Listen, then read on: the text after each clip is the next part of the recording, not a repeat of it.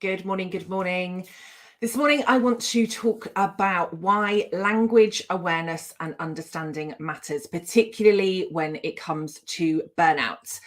I'm seeing an increasing number of posts and blogs and videos that are talking about the fact that that's telling me that I'm live on YouTube. But I'm seeing an increasing number of posts that are talking about, I was at burnout, I've had 4 days away with the wife and kids, and now I'm feeling better. I'm at burnout, I've had a wonderful spa day, and now I'm feeling better. And I'm not saying that any of those people are not at burnout. All of the data, all of the information, all of the research, all of us that have been at that point of burnout can tell you that a 4-day break or a spa day are not going to fix burnout, definitely not instantly. And I think we have I can remember when I started in the corporate world 20 odd years ago now, busy was a buzzword, right? How are you? Oh, I'm busy. Oh my God, like me too. Then we started talking about stress. How are you? Oh my God, I'm so stressed. I'm so stressed. I'm so stressed. And it seems to be that we've now replaced busy and stressed with burnout. How are you? Oh, I'm burned out. Right, I'm burned out. I'm burned out. I'm burned out. And again, I'm not saying that those people that are talking, but I think we need to understand more about what burnout is, more about what the definition looks like, so that those that are at burnout definitely get the help that they need. Because if people that are at that point of burnout are seeing everybody else take 4 days off or have a lovely spa day and feel better, and they don't feel better in that instant, that then adds to the level of stress that they're experiencing and creates more problems for them. So today I want to give some definitions on varying different things so that we start to use the right language. Burnout is not the latest buzzword. It's not a badge of honor. It's not something that we want to get to. You know, it's like, oh my God, yeah, I reached burnout.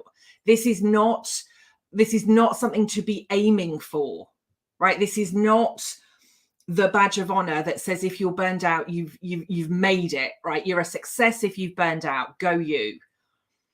Burnout is really, really serious. So as I said, I want to give you some definitions. I'm not going to be with you for long this morning, but I want to give you some definitions. Okay. So the World Health Organization definition of burnout is that it is a syndrome conceptualized as resulting from chronic workplace stress that has not been successfully managed. Syndrome conceptualized as resulting from chronic workplace stress that has not been successfully managed, right? Chronic workplace stress.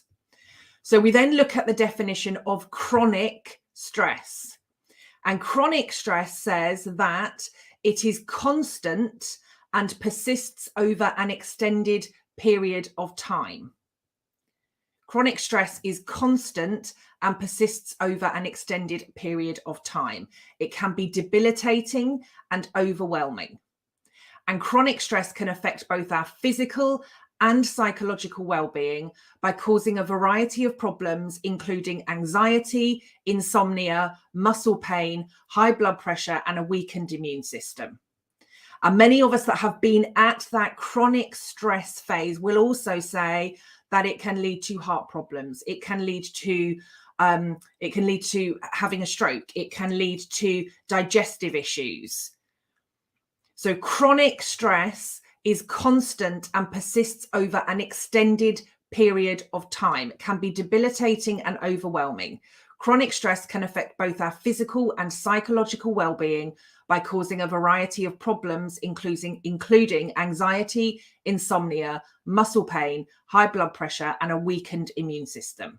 And again, for those of us that have been there, we are also talking heart problems, strokes. It can lead to diabetes. It can lead to autoimmune diseases and illnesses. It can cause mental health issues. It can cause digestive issues. It can cause a lot of issues.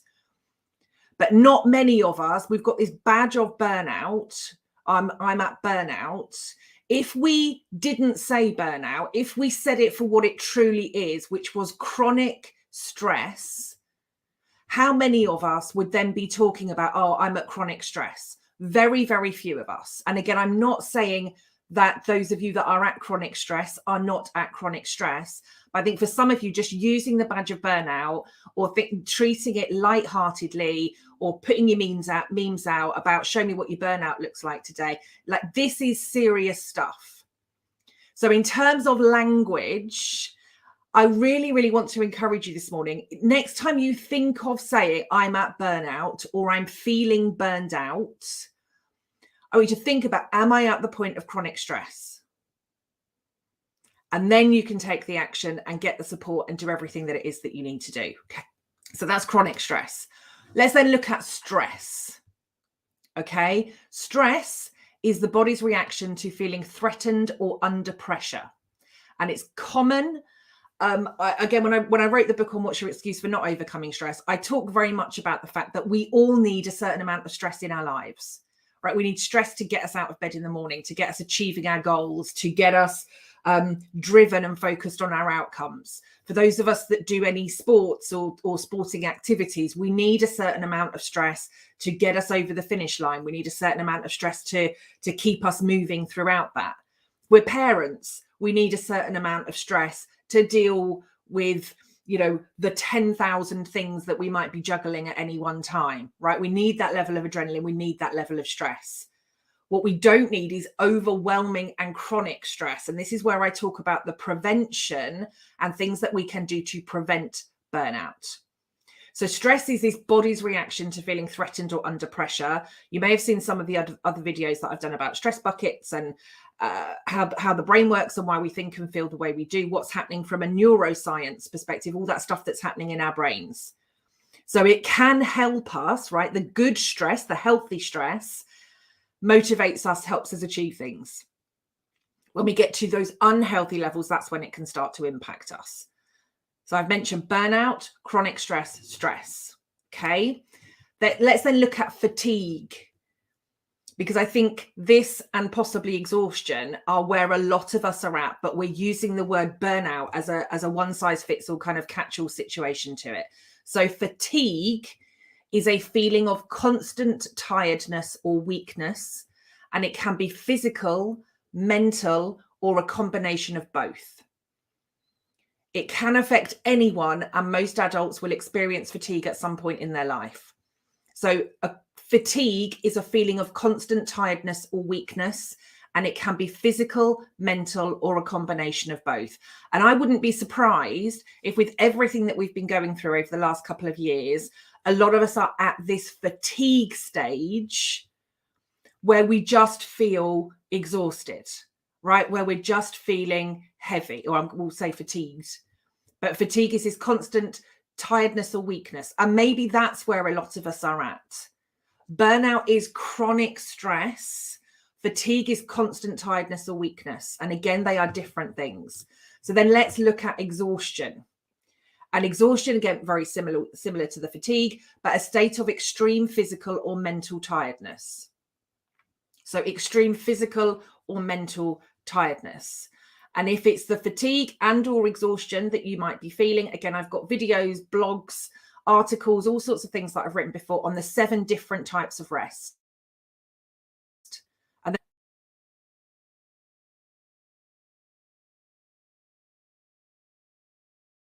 that we can take, right? We need different types of rest to help us feel better, right? To help energize us.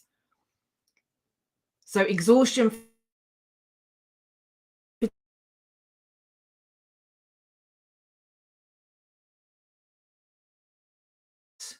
and then we get to the point where the definition of tiredness, which is the state of wishing for sleep or rest. So if your 4-day break or your spa day or your weekend off or your social time with friends or family, if that's making you feel better, it could be tiredness, fatigue, or exhaustion. Burnout is chronic stress that persists for a long period of times. It can be overwhelming and debilitating, and we all need to, I believe, increase our awareness and understanding of what burnout is, so that we're not using it as the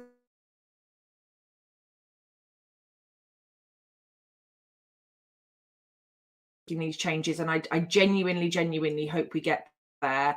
But